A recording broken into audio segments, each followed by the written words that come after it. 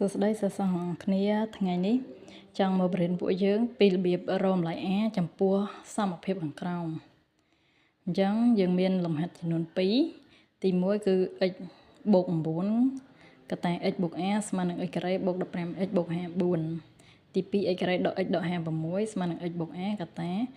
x បូក7អញ្ចឹងយើងដោះស្រាយលំហាត់ទី1បងប្អូនគ្នាអញ្ចឹងយើងមើលតើបើសិនជាយើងជួបប្រធានលំហាត់បែបហ្នឹងតើយើងនឹងដោះស្រាយវាតាមវិធីណាអញ្ចឹងយើងមើលខាងអង្គទី1របស់យើងជាទម្រង់ផលគុណកតាតែអង្គទី2មិនមែនផលគុណកតាគឺទម្រង់សមីការធម្មតាអញ្ចឹងរបៀបធ្វើរបស់យើងអាចមាន2ជម្រើសទី1ធ្វើខាងអង្គទី1ជាផលគុណកតាយើងក៏គុណពលាតទៅឲ្យវាចេញទម្រង់ដូចខាងអង្គទី2ជាសមីការធម្មតាទី2យើងឆ្នៃខាងអង្គទី2ជាទម្រង់សមីការហ្នឹងឲ្យវាដូរមកជាទម្រង់ផលគុណកតាដោយអង្គទី1អញ្ចឹងជំរឿនដែលស្រួលជាងគេគឺគុណពលាតអញ្ចឹងខ្ញុំធ្វើតាមវិធីគុណពលាតហើយអញ្ចឹងយើងក៏យកទម្រង់ផលគុណកតានៅខាងអង្គទី1នេះយកវាមកគុណពលាតធម្មតាអញ្ចឹងសម្រាប់ការគុណពលាតប្រកាសជាអ្នកទាំងអស់គ្នាចេះហើយអញ្ចឹងគុណវាសិនមកអញ្ចឹងតោះខ្ញុំចាប់ផ្ដើមយក x ក្នុងតួទី1នេះគុណចូលគ្រប់តួក្នុងវងចក្រទី2អញ្ចឹង x គុណ x x ការ៉េ x គុណ a x បូក ax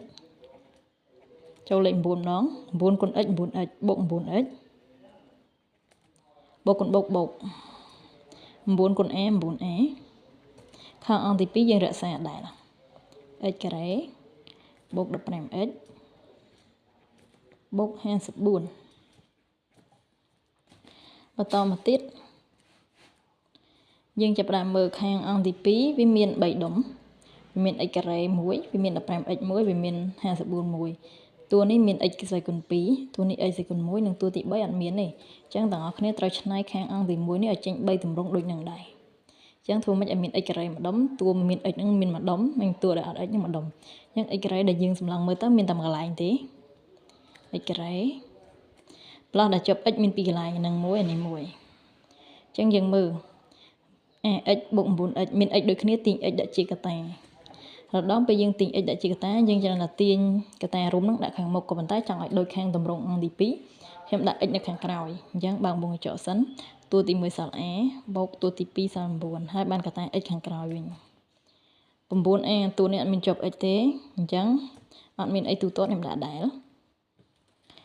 ញ្ចឹង x ការ៉េបូក 15x បូក 54ចឹងបងប្អូនពួកយើងសម្លឹងមកមើលដំណាក់កាលហ្នឹងយើងអាចយកវាមកផ្ទឹមចូលគ្នាបានហើយអញ្ចឹងសម្រាប់វិធីដោះស្រាយមានច្រើនរបៀបក៏ប៉ុន្តែជំរើសដែលល្អហើយងាយស្រួលគឺវិធីផ្ទឹមមេគុណហ្នឹងហើយផ្ទឹមមេគុណហ្នឹងស្រួលជាងគេហើយផ្ទឹមមេគុណហ្នឹងផ្ទឹមតាមរបៀបណាអញ្ចឹងយើងមកពិនិត្យមើលកាលណាអង្គទី1ហើយនិងអង្គទី2ចេញទម្រង់ហ្នឹងដូចគ្នា x ការ៉េដូចគ្នាតួមាន x តួមាន x ដូចគ្នា 9a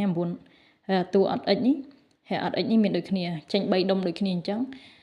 ចាត់ទុកថាវាដូចគ្នាហើយអញ្ចឹងគឺយើងផ្ទឹមមេគុណបានហើយយើងមកពិនិត្យមើលតួនេះមាន x ការ៉េខាងនេះមាន x ការ៉េដូចគ្នា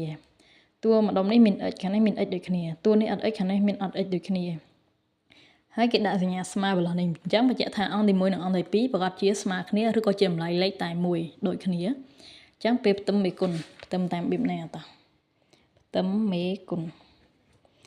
និងមេគុណឯគេផ្ទឹមមេគុណត្រូវគ្នាណែញ៉ាត់មានន័យថាអញ្ញត្តិ x ការ៉េជាមួយអញ្ញត្តិ x ការ៉េមេគុណរបស់អញ្ញត្តិ x ជាមួយមេគុណអញ្ញត្តិ x មេគុណអត់ជាប់ x ជាមួយមេគុណអត់ជាប់ x ផ្ទឹមមេគុណឥឡូវមកមើល x ការ៉េមេគុណ1 x ការ៉េខាងនេះមេគុណ1អញ្ចឹងស្មើគ្នាក៏ប៉ុន្តែគាត់ថាពេលយើងដោះស្រាយយើងចង់រកតម្លៃ a អញ្ចឹងឃើញមេគុណរបស់ x ការ៉េនេះអត់មានជាប់ a ទេអញ្ចឹងមិនបាច់យកមកតាក់ទងទេយកតែប្រឡោះដែលជាប់ a មកបានហើយប្រឡោះដែលជាប់ a យើងមើលបន្តទៀតតួដែលមាន x នេះមានជាប់ a ហើយ a បូក9អញ្ចឹងគឺមានជាប់ a ហើយអញ្ចឹងយើងត្រូវទាញមេគុណប្រឡោះហ្នឹងមេគុណរបស់ x ហ្នឹងជាមួយនឹងមេគុណរបស់ x ខាងនេះអញ្ចឹង a បូក9នេះពិនិត្យមើលទាំងសញ្ញាបូកដូចគ្នាអញ្ចឹងបើយកសញ្ញាមកយកតែតម្លៃនេះមកបានហើយ a បូក9ស្មើលេខ15មកពិនិត្យមើលទៀតតួដែលអត់មានជាប់ x 9a មានជាប់ a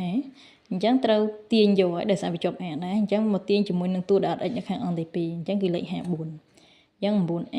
ស្មើ54អញ្ចឹងសមីការរបស់យើងមានដល់2អញ្ចឹងចងជាប្រព័ន្ធមកដោះស្រាយវា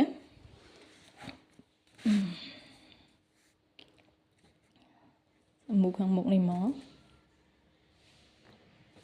វាសាវិជាអៀតប្រឡោះហើយអញ្ចឹងខ្ញុំអត់តទៅក្រោមទេតែបើសិនជាយើងដោះស្រាយពេលប្រឡងតចុះក្រោមទៅអញ្ចឹងនេះ a បូក9ស្មើ15អញ្ចឹងទាញរក a គាត់ដល់លើកលេខ9ទៅខាងអង្គទី2ជាការស្រេច a ស្មើ15ដក9ស្មើមែនស្មើ6តោះសមីការខាងក្រោម 9a ស្មើ54ទាញរក a 9ដែលសរសេរនៅជាប់ a ប្រហែលទីគុណ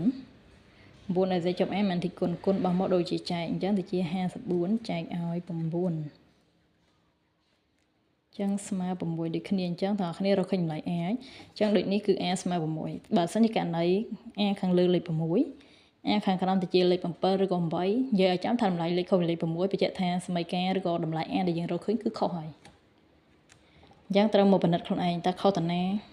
ឬក៏ទូទាត់ឡើងណាខុសអីវិធានហាត់កាត់មកខុសអីដូចនេះតម្លៃ a ស្មើ6